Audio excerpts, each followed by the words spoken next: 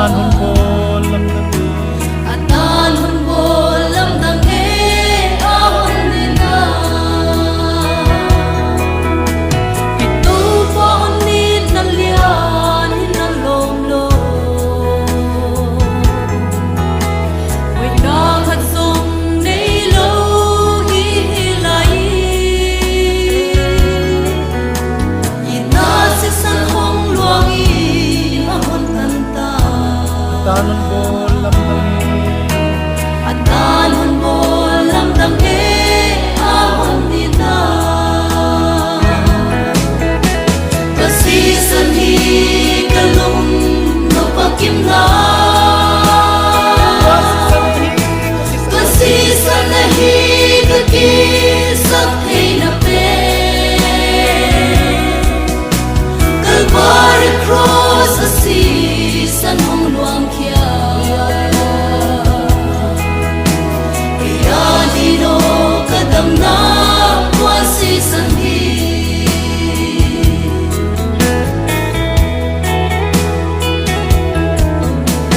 Ima utana omi ilen sela ama ihei sanlai ahon nipa lampian sanai om zong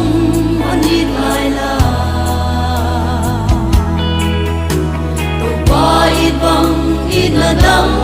aom loe kasi sanhi kalung no pakim na kasi sanahi kaki sakay na pe Calvary cross asi san hong luang kia dino kadam na wasi sanhi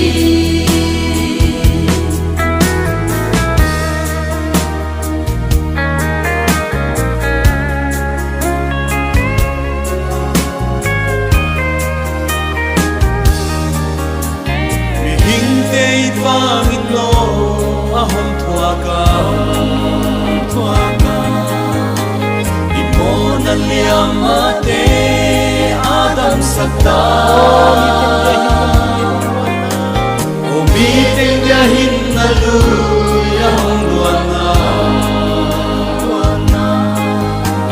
adon te din dam na luya hong hita wasi sanhi kalum no pakim na wasi sanhi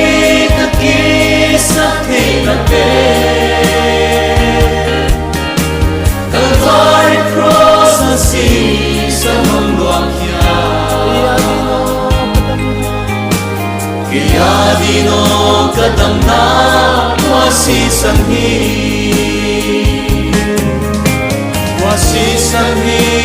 kalum no pakim na wasi sanhi kaki sakay na pe Calvary cross asi